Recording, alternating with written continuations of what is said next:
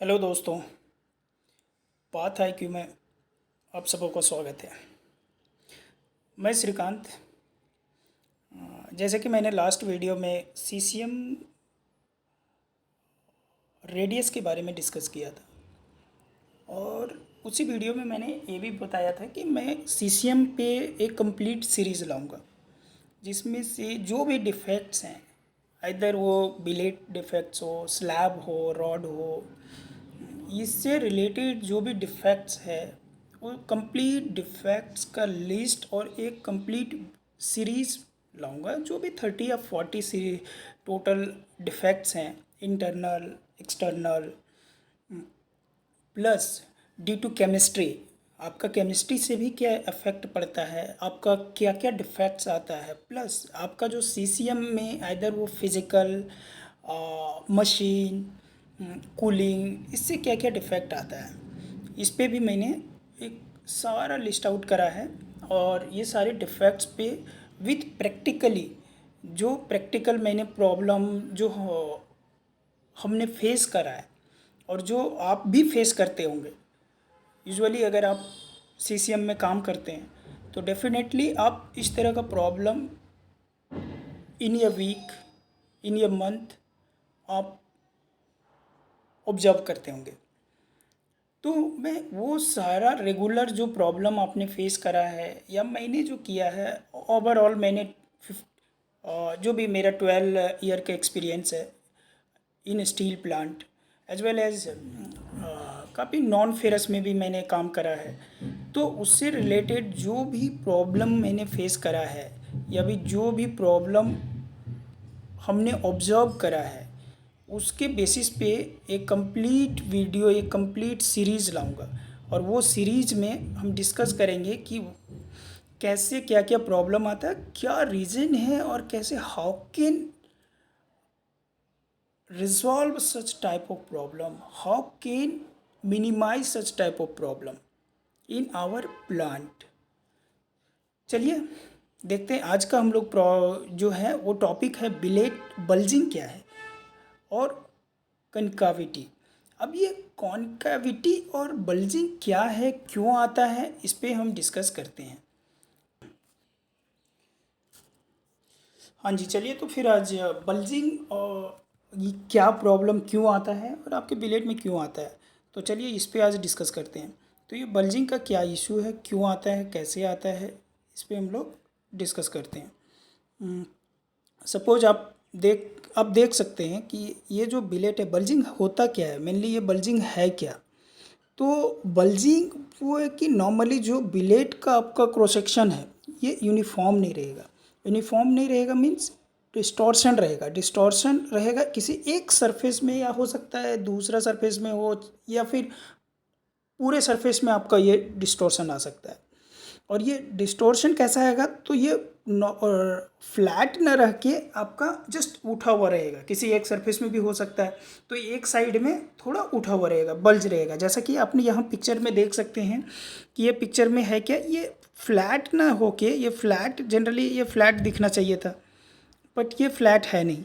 और ये फ्लैट है नहीं तो क्या है, ये थोड़ा ऊपर से बल्ज है। जैसे आप इधर देखिए, इधर भी आप देख सकते हैं ऐसे बल्ज करके बाहर निकला हुआ है, जबकि इसको ये फ्लैट होना चाहिए था एकदम स्ट्रेट, लेकिन ऐसा है नहीं। तो ये आपका बल्जिंग हो गया। अब ये बल्जिंग आती क्यों है, क्या है बल्जिंग, ऐसा क्यों आना है, इस तरह का प्रॉब्लम क्यों आती है, तो वो हम समझते हैं कि नॉर्मली ये बिलेट में ही होता है। नहीं, ऐसा नहीं है। ये बिलेट में भी हो सकता है, स्लैब में भी हो सकता है, ब्लूम में भी हो सकता है, तो ये किसी में भी आ सकता है। अब ये बल्जिंग का जो है वो इशू को हम लोग कैसे रिजॉल्व करेंगे और ये क्यों आता है, सबसे पहले ये समझते हैं कि ये बल्जिंग आती क्यों है। तो ये आप इमेज में देख सकते हैं कि आपका बल्जिंग का इस तरह का प्रॉब्लम है, ऐसे आएगा आपका बल्जिंग। और कुछ आपका बिलेट इस तरह से दिख रहा होगा स्ट्रक्चर, तो ये आपका एक साइड से थोड़ा लिफ्टेड रहेगा, बाहर की ओर निकला हुआ रहेगा। तो ये बल्जिंग आती क्यों है और इस तरह का जो प्रॉब्लम आती है वो प्रॉब्लम को हम कैसे रिजॉल्व करेंगे, किस तरह का करेंगे। तो चलिए हम बल्जिंग के बारे में देखते हैं कि बल्जिंग आती क्यों है। तो बल्जिंग है क्या, तो bulging is a distortion of one और मोर सरफेस टू प्रोड्यूस या surface which is convex rather than flat. तो ये कॉनकेव और कॉन्वेक्स में क्या है, कॉनकेव है मतलब अंदर की ओर धंसा हुआ, और कॉन्वेक्स मीन्स आपका बाहर की ओर उठा हुआ। तो ये सरफेस बाहर की ओर, आप नॉर्मली आप पढ़े होंगे ये 10th क्लास में कि आपका कॉन्वेक्स लेंस और कॉनकेव लेंस में क्या डिफरेंस है और क्या होता है। तो कॉन्वेक्स जो होता है वो आपको लेंस इस फॉर्म में रहता है, लेकिन जो कॉनकेव लेंस होता है वो कॉनकेव लेंस कैसा है आपका, ऐसे रहेगा। आप जस्ट उल्टा, ये मिरर इमेज आप समझ सकते हैं, एक दूसरे का मिरर इमेज आप समझिए। देखिए आप यहाँ पे एक मिरर रख दीजिए तो आपको जस्ट मिरर इमेज की तरह दिखेगा। बट आप इसको जो है, इसको आप कॉनकेव बोलेंगे और इसको आप कॉन्वेक्स बोलेंगे। सॉरी, आप इसको बोलेंगे कॉनकेव और इसको बोलेंगे कॉन्वेक्स। तो जनरली ये होता क्यों है और क्यों आता है, तो ये होता है कि जब आपका बिलेट, सपोज आपने बिलेट, जब आप कास्टिंग करते हैं तो ये जो है एक स्मॉल आपका थिनर एक शेल फॉर्म होता है विद इन द मोल्ड, और ये मोल्ड में जो शेल फॉर्म होता है, ये शेल का थिकनेस बराबर ना हो, आपका यूनिफॉर्मिटी ना हो, या बराबर ये शेल का जो स्ट्रेंथ हो, इतना स्ट्रेंथ ना हो कि वो जो फेरोस्टेटिक प्रेशर आपका डेवलप हो रहा है मोल्ड में, विद इन मोल्ड। अब ये फेरोस्टेटिक प्रेशर क्या है, तो फेरोस्टेटिक प्रेशर नॉर्मली आप लोग ये देखे होंगे कि जब भी आप जो मोल्ड में है तो वहाँ मोल्ड में आपका एक सेल बनेगा, लेकिन फर्दर आपका कंटिन्यूअस टंडिश है नोजल, थ्रू नोजल आपका कंटिन्यूअस लिक्विड मेटल वो कंटिन्यू आपका मोल्ड में आता रहेगा। तो जब ये मोल्ड में आएगा, सपोज आपने देखा कि ये मोल्ड है आपका, ये मोल्ड में आपका इस तरह से आपका सेल फॉर्म हो रहा है। देखो एग्जैक्ट तो कुछ यहाँ पे दिखेगा नहीं, लेकिन मैं एक सिर्फ आपको आइडिया दे रहा हूँ कि आपका इस तरह से शेल फॉर्म हो रहा है। जैसे जैसे आप मोल्ड के नीचे आएंगे, बॉटम की ओर आएंगे, आपका शेल का थिकनेस जो है वो बढ़ता जाएगा। नॉर्मली 10 से 20 mm के बीच में आपका एग्जिट, मोल्ड के एग्जिट में थिकनेस आ जाता है।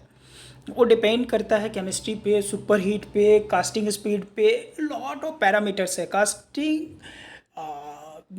कास्टिंग कोई इजी प्रोसेस है नहीं, कास्टिंग में बहुत सारा वेरिएबल्स पैरामीटर्स है, जो इसको आप हर एक को एक्यूरेसी के साथ अगर आप मेंटेन नहीं कर पाते हैं तो आपको कहीं ना कहीं वो एक डिफेक्ट्स के फॉर्म में दिखेगा आपका फाइनल प्रोडक्ट में, आइदर वो बिलेट हो, ब्लूम हो या स्लैब हो।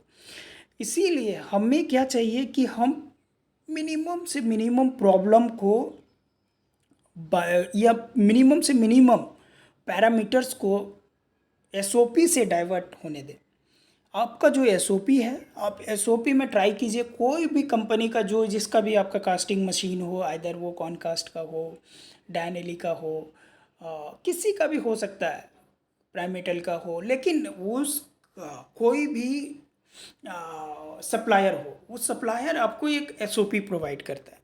आप उस एसओपी को मॉनिटर कीजिए। हो सकता है कि वो एसओपी को मॉनिटर करने के बाद भी आपको प्रॉब्लम आ रही हो, ये तो इस चीज़ों के लिए आपका एक्सपीरियंस काम आएगा, क्योंकि वो एसओपी जिस बेसिस पे प्रिपेयर किया है, जिस स्टैंडर्ड पैरामीटर्स पे उसने प्रिपेयर किया है, ज़रूरी नहीं है कि आपका प्लांट वही कंडीशन में हो। आपका प्लांट का कुछ अलग कंडीशन हो सकता है। आपने वो चीज़ें आपको कोई भी सप्लायर नहीं गेस कर सकता है और सप्लायर आपको नहीं बता सकता है, वो आपका एक्सपीरियंस काम आता है। आप जो काम कर रहे हैं, चाहे वो शिफ्ट इंचार्ज हो या मैनेजर हो, कास्टर मैनेजर हो, आपका एक्सपीरियंस यहाँ काम आएगा कि आप किस तरह से ये प्रॉब्लम को रिजॉल्व करेंगे।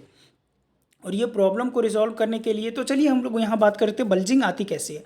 तो अब सपोज अब देख रहे हैं कि ये आपका मोल्ड का थिकनेस है, ये मोल्ड सॉरी आपका शेल का थिकनेस है। ये शेल आपका 10 to 15 mm तक, नॉर्मली 10 to 20 के बीच में आपका फॉर्मेशन होता है, लेकिन इसके बीच में तो आपका लिक्विड स्टील है। तो जो ये लिक्विड स्टील है, ये क्या होगा, अब यहाँ से कंटिन्यूअस आपका लिक्विड स्टील आ रहा है, और ये लिक्विड मेटल जो आ रहा है ये एक फेरोस्टेटिक प्रेशर डेवलप करेगा, एक प्रेशर डेवलप करेगा ये सेल पे। ये सेल पे ऐसे सपोज आपका ये सेल है, मान के चलिए ये आपका बिलेट है, ठीक है। अब ये जो लिक्विड स्टील है, ये लिक्विड स्टील अब ऐसे आएगा, ऐसे आएगा, ऐसे। तो ये आपको एक प्रेशर डेवलप करेगा। ये प्रेशर किस पे मारेगा? ये सेल पे मारेगा। और ये जो प्रेशर आपका सेल पे आएगा, ये सेल पे, ये सेल को क्या करेगा? ये पुश करेगा। और जो ये सेल को पुश करेगा तो फर्दर क्या होगा? ये जैसे ही अगर यहाँ सपोज बराबर स्ट्रेंथ नहीं फॉर्म होता है, सेल का थिकनेस अगर बराबर नहीं आता है, तो ये क्या करेगा? फर्दर जैसे ये बाहर आता है, ये इसको पुश करके बाहर कर देगा। और ये जितना ये इधर से लिक्विड स्टील जो है पुश करके इसको बाहर करेगा, लेकिन ये पूरी तरह से अगर बाहर आ जाता है तो ये तो ब्रेकआउट हो जाएगा।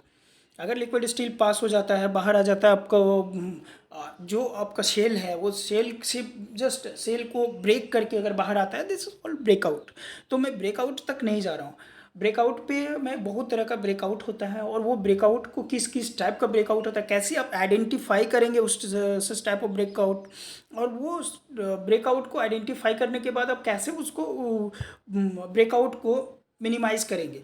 पूरी तरह से एलिमिनेट तो नहीं हो पाता है कास्टर में, ये practically it is not possible, but हाँ थियोरेटिकली हम बोल सकते हैं कि we can eliminate breakout, but practically it is not possible. तो अब होता क्या है कि वो ब्रेकआउट को आप मिनिमाइज कर सकते हैं। अब वो मिनिमाइज कैसे करेंगे, किस टाइप का ब्रेकआउट है, सबसे पहले आपको आइडेंटिफाई करना होगा ये ब्रेकआउट आता कैसे है, किस तरह का ये। अगर ये सपोज स्लैग ब्रेकआउट है, तो स्लैग ब्रेकआउट कैसे स्लैग फॉर्म हुआ, कैसे स्लैग आके स्टिक किया सेल पे, और ये सेल को कैसे ब्रेक किया। तो एक number of type of breakout. तो इस ब्रेकआउट को वन बाय वन हम लोग डिस्कस करेंगे किसी दूसरे वीडियो में। मैं ब्रेकआउट पे एक वीडियो लाता हूँ जिसमें उसमें डिस्कस करेंगे कि किस टाइप का ब्रेकआउट है, और ये ब्रेकआउट कैसे सच टाइप ऑफ ब्रेकआउट कैसे आता है कास्टर में और बिलेट में या स्लैब में, और इसको हम कैसे मिनिमाइज़ कर सकते हैं, कैसे इसको इस टाइप ऑफ ब्रेकआउट से हम लोग बचाया जा सकता है सीसीएम को। तो चलिए नेक्स्ट वीडियो में हम लोग इस पे डिस्कस करेंगे। आज का हमारा टॉपिक है बल्जिंग। तो बल्जिंग पे हम लोग आज करते हैं और कॉन्कैविटी पे करते हैं। तो बल्जिंग का जैसे कि आप सपोज ये बिलेट आता है, और ये बिलेट जो है ये मोल्ड से सपोज यहाँ पे ये थिकनेस का मेरा बिलेट बना हुआ है, ठीक है। लेकिन ये जहाँ जैसे ही आया बाहर, इसमें क्या होगा, यहाँ तक तो मोल्ड का जो शेल है, ये मोल्ड का जो स्ट्रक्चर है वो तो हमको सपोर्ट मिल रहा था, लेकिन जैसे ही ये मोल्ड के बाहर आता है, यहाँ पे सपोज हमारा फुट रोलर है, तो इसको एक सपोर्ट मिलेगा। ये फुट रोलर मैक्सिमम जो smaller size of section caster होता है उसमें फुट रोलर लोग निकाल देते हैं। होता तो उसमें भी है, एज पर डिज़ाइन उसमें भी फुट रोलर दिया जाता है, लेकिन एक्चुअली लोगों को थोड़ी इजी हो, ऑपरेशन इजी हो, फ्लेक्सिबिलिटी हो, इसके लिए फुट रोलर को हम साइड कर देते हैं। प्लस कई बार ऐसा होता है कि सिंगल स्टैंड हो किसी के पास डबल स्टैंड हो कास्टर। अब तो बड़े बड़े जो मशीनें हैं उसमें तो 6, 7, 8 स्टैंड की कास्टर होती है, तो उसमें तो इशू नहीं होता है जनरली। एक स्टैंड अगर ब्रेकआउट होता है तो हमारा फर्दर जो नेक्स्ट जो 4, 5 स्टैंड है उससे मेटल निकल जाता है, चलता है। लेकिन जिसके पास सिंगल स्टैंड, अब वो क्या करे? तो अगर इनकेस अगर वो एक ब्रेकआउट होता है, छोटे प्लांटों की बात कर रहा हूँ, अगर उसके पास एक ब्रेकआउट हो जाता है तो अगर ये फुट रोलर होने से ही वो जाम हो जाएगा, और वो फर्दर जो है पूरा टंडिस लॉस करेगा। टंडिस लॉस होगा, लैडर लॉस होगा। उससे एक छोटे प्लांट को, छोटे कंपनी में इतना लॉस को टॉलरेट नहीं कर सकता मैनेजमेंट। अब वो क्या करता है कि ये फुट रोलर को एलिमिनेट कर देता है, फुट रोलर को बाहर कर देता है। जब फुट रोलर को हम बाहर करते हैं, चलिए ठीक है, आप अगर आप चलाना चाहते हैं तो चला सकते हैं फुट रोलर को, लेकिन उसके साथ साथ आप ये चीज़ को, अगर आप फुट रोलर को बाहर कर रहे हैं तो उसके साथ समझिए कि आपको क्या क्या एक्स्ट्रा प्रिकॉशन लेना है, आप उस पर फोकस कीजिए। आप एक्स्ट्रा प्रिकॉशन अगर आप लेते हैं तो ये जो बल्जिंग का इशू आ रही है इसको आप मिनिमाइज कर सकते हैं। मैं तो ये नहीं बोलूँगा 100% आप रिजॉल्व कर सकते हैं, बट आप 99% मिनिमाइज कर सकते हैं। तो ये क्या होता है, कैसे हम करेंगे? तो उसके लिए क्या करेंगे कि ये सपोर्ट अगर आप पॉसिबल है तो आप फुट रोलर को रखिए, फुट रोलर का बराबर अलाइनमेंट कीजिए। अगर आप फुट रोलर रखे भी हैं तो ऐसा नहीं है कि आप फुट रोलर है आपके पास तो वो जीरो हो जाएगा, आपका बल्जिंग आएगा ही नहीं, फिर भी बल्जिंग आ सकता है। अगर आपका इसका अलाइनमेंट फुट रोलर का अलाइनमेंट परफेक्ट नहीं है तो ये शेड्यूल मेंटेनेंस में आप 2 हीट 4 हीट या 10 हीट 20 हीट के बाद, वो आप डिपेंड करता है कि इसका कौन सी कंपनी का मशीन है, कितना आप मेंटेन कर रहे हैं मशीन को। तो आप फ्रीक्वेंटली मोल्ड को बाहर कीजिए फुट रोलर के साथ, फुट रोलर का बराबर अलाइनमेंट कीजिए, मोल्ड का जो केस है इनर केस है उसका क्लीनिंग बराबर कीजिए। और फुट रोलर का अलाइनमेंट करके विथ टेम्पलेट टेम्पलेट डाल के अलाइनमेंट करके बराबर फिर से आप इंस्टॉल कीजिए। तो आप ये बल्जिंग का जो इशू है इसको आप एलिमिनेट कर सकते हैं। अदरवाइज अगर आप सपोज फुट रोलर नहीं रखें तो आपको एक्स्ट्रा प्रिकॉशन लेना है। वो एक्स्ट्रा प्रिकॉशन क्या लेना है? तो सबसे पहली बात है कि आप सुपर हीट पे फोकस कीजिए। सुपर हीट मिनिमम साइड में रखिए। ऐसा नहीं है कि आपका सपोज कोई भी स्टील ग्रेड है, केमिस्ट्री है, आप उसका मान के चलिए कि हो सकता है 15-20 डिग्री सेंटीग्रेड आपका लिक्विडस और आप कितना पे ले लिए हैं लैडर, तो 1590 पे। तो this is a huge difference. आपका अगर ठंडीश में मान लो ये कि आपका 10 डिग्री लॉस हो रहा है ठंडीश तक आते आते, अब 20 डिग्री भी लॉस हो रहा है, 20 डिग्री, तो भी आपका ठंडीश में आपको 1570 रीच हो रहा है, मिल रहा है, मीन्स आपका 50 डिग्री सुपर हीट है। This is too much. आप ये 50 डिग्री सुपर हीट को रख रहे हैं, ये टॉलरेबल नहीं है। आपको बहुत सारे प्रॉब्लम आएंगे, नॉट ओनली बल्जिंग, इसके साथ साथ बहुत सारे क्वालिटी प्रॉब्लम आ सकते हैं। नेक्स्ट वन बाय वन करके हम लोग क्लियर करेंगे सुपर हीट से किस किस टाइप का प्रॉब्लम आता है। नेक्स्ट वीडियो में भी जब भी मैंने दूसरा डिफेक्ट लाता हूँ, ब्लो होल्स का, पिन होल्स का, या सेंटर लाइन पाइपिंग जो बनता है, ये भी सुपर हीट का ही एक रीज़न होता है। तो वन बाय वन करके हम लोग क्लियर करेंगे। लेकिन इसमें हम लोग बल्जिंग पे बात करते हैं कि सुपर हीट को मिनिमम साइड में रखिए। सपोज आपका देखिए 15-20 अगर आपका है, लिक्विडस है, 15-20 है, तो आप ट्राई कीजिए कि ठंडीस का जो है वो 15-35 या 40 तक मेंटेन करें। आप इतना मेंटेन करेंगे तो आपको गुड रिजल्ट मिलेगा। दूसरा है कास्टिंग स्पीड पे भी फोकस कीजिए। ऐसा नहीं है कि आपका सुपर हीट सपोज बहुत ज़्यादा है, तो आप बहुत ज़्यादा सुपर हीट है तो उस समय को क्या कीजिए, तो आप उस टाइम पे थोड़ा कास्टिंग स्पीड को आप थोड़ा डिक्रीज़ करके रखिए। कास्टिंग स्पीड आप डिक्रीज़ कीजिए सुपर हीट आपका ज़्यादा है तो। इनकेस अगर सुपर हीट आपका ज़्यादा है, कम है, तो आप चाहे तो अब स्पीड अप कर सकते हैं, कास्टर स्पीड बढ़ा सकते हैं। ये सब चीज़ें कौन करेगा? तो ये आप अगर आप सीसीएम मैनेजर हैं या इंचार्ज हैं तो आप ये सब चीज़ों को ऑब्जर्व कीजिए, आप ये सब चीज़ों पे फोकस कीजिए। दूसरा है मोल्ड कूलिंग पे भी आप ध्यान दीजिए। मोल्ड कई बार ऐसा होता है कि मोल्ड कूलिंग को हम लोग नॉर्मली बराबर टीडीएस चेक नहीं करते हैं, पीएच वैल्यू चेक नहीं करते हैं। तो ये सारी चीज़ों को फ्रिक्वेंटली आप चेक करवाइए। मोल्ड वाटर का क्वालिटी बहुत इंपॉर्टेंट है। अगर आप क्वालिटी मेंटेन नहीं करेंगे आपको कूलिंग बराबर नहीं आएगा, और जब कूलिंग नहीं आएगा तो आपको बहुत सारे डिफेक्ट दिखेंगे। तो ये चीज़ को है, इस पे भी फोकस कीजिए। हाई लाइफ मोल्ड है तो आप उसे डिस्कार्ड कीजिए, अदरवाइज उसका प्रिवेंटिव मेंटेनेंस करवाइए, फिर उसको आप इंस्टॉल कीजिए। ब्लॉक अगर नोजल है कोई भी सेकेंड, जैसे जोन 1 का जस्ट आपका रिंग का जिसको आप बोलते हैं, तो अगर रिंग का नोजल है तो वो रिंग का नोजल को मॉनिटर कीजिए, बराबर फ्लो होना है, यूनिफॉर्मिटी होना है, कोई भी नोजल ब्लॉक ना हो। एक साइड का ब्लॉक है, दूसरे साइड का आपका नोजल ओके है, तो क्या होता है कि अगर आपका किसी एक साइड का नोजल ब्लॉक है, सपोज आप ये है बिलेट, आपका इधर जो है नोजल है, आपका ये साइड का नोजल कूलिंग बराबर नहीं आ रहा है, ये साइड में बराबर कूलिंग है, ओके। अब ये होता क्या है कि ये साइड का थिकनेस आपका बराबर फॉर्म हो रहा है, आपका शेल थिकनेस जो है वो बराबर हो गया, ये साइड का होगा नहीं, तो फेरोस्टेटिक प्रेशर का डायरेक्शन किधर बढ़ जाएगा? आपका इधर बढ़ जाएगा, टुवार्ड्स पुअर या ब्लॉक्ड या चॉक्ड नोजल की तरफ। और जब ये फेरोस्टेटिक प्रेशर का जब डायरेक्शन इधर आएगा तो ये क्या करेगा, ये पुश करेगा। जब पुश करेगा तो ये फर्दर आपको ऐसे बनेगा, ठीक है। जब ये ऐसे बनेगा मतलब क्या है, ये बल्ज हो जाएगा बिलेट। तो ये सब चीज़ों पे फोकस कीजिए। तो इस तरह का बल्जिंग का क्या इशू है, कैसे है, ये तो हम लोग आज समझ लिए। नेक्स्ट टॉपिक पे हम लोग जाएंगे।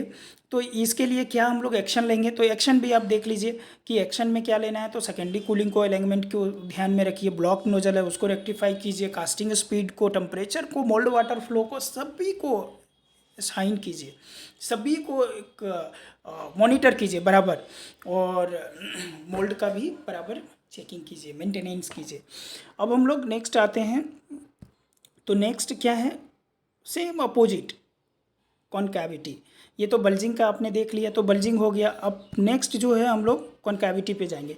तो कॉनकैविटी पे क्या है, तो कॉनकैविटी पे क्या है कि सपोज ये हम लोग कॉनकैविटी देखेंगे, जैसे कि हमने बल्जिंग में देखा था कि ये बाहर की ओर इस फॉर्म में बल्ज हो रहा था, अब इस फॉर्म में नहीं है। अब देखिए इस तरह से है, मतलब सॉरी, ये बल्जिंग जो है आपका इस फॉर्म में, मतलब ये स्ट्रेट होना था, इस लाइन में यूनिफॉर्म होना था, लेकिन ये यूनिफॉर्म ना होके इस फॉर्म में रहेगा। तो ये कॉनकैविटी क्यों आती है, ये कॉनकैविटी को हम कैसे कंट्रोल कर सकते हैं, तो ये चीज़ों को आप जो हमने डिस्कस करा बल्जिंग डिट्टो, आप इसी चीज़ को जस्ट रिवर्स वे में लीजिए कि ये होता क्यों है। तो अगर जैसे कि मैंने बात किया था कि सेकेंडरी कूलिंग का अगर एक तरफ से होगा तो फेरोस्टेटिक प्रेशर एक तरफ डेवलप होगा, तो दूसरी तरफ क्या होगा, दूसरी तरफ श्रिंक हो जाएगा, दूसरी तरफ से वो श्रिंक होगा। आप किसी एक तरफ से आप पुश कर रहे हैं तो दूसरी तरफ वाला क्या है, वो गैप को फिल करने के लिए टुवार्ड्स आपके साइड आएगा, तो वो अनर की ओर आएगा। सपोज आपने एक तरफ आपने जैसे कि फेरोस्टेटिक प्रेशर का बात किया कि आपको इधर पुश होने लगेगा, जब इधर पुश होगा तो ये बल्ज होने का चांसेस रहेगा, तो बल्ज होने का चांसेस रहेगा तो क्या होगा कि इधर जो है आपका नॉर्मली सेल जो है इनर की ओर शिफ्ट हो जाएगा। जब इनर की ओर शिफ्ट होगा तो इसको कॉनकैविटी बोलेंगे। तो ये स्प्रे नोज़ल का बहुत इंपॉर्टेंट रोल है। तो जब भी होता है तो आप अलाइनमेंट बराबर चेक कीजिए स्प्रे नोज़ल का, हेडर का, और नोज़ल का कोई भी ब्लॉक्ड नोज़ल है, चॉक्ड नोज़ल है, उसको मॉनिटर कीजिए और रेक्टिफाई कीजिए। तो ये सेकेंडरी कूलिंग बहुत इंपॉर्टेंट है कॉनकैविटी के लिए।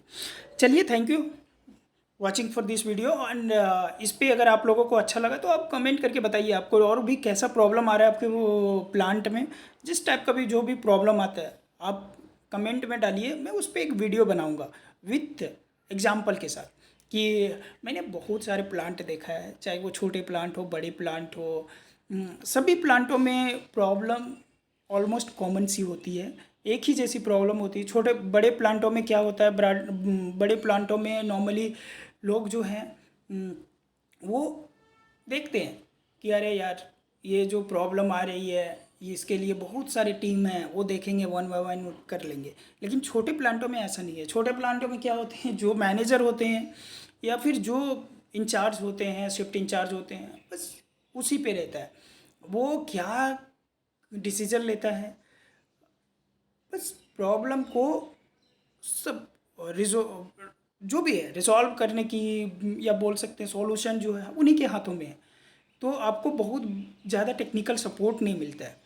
मैनेजमेंट बस आपके जो एमडी रहेंगे या प्लांट के जो मालिक रहेंगे वो कुछ नहीं सुनेंगे, नहीं नहीं मुझे कोई प्रॉब्लम नहीं, मुझे प्रोडक्शन डिले नहीं होना है, मेरे को प्रोडक्शन चाहिए, मुझे क्वालिटी चाहिए। अरे तो आपको बहुत प्रेशर रहता है छोटे प्लांटों में, तो मैं लिटरली बहुत ज़्यादा प्रेशर होता है बड़े प्लांटों से।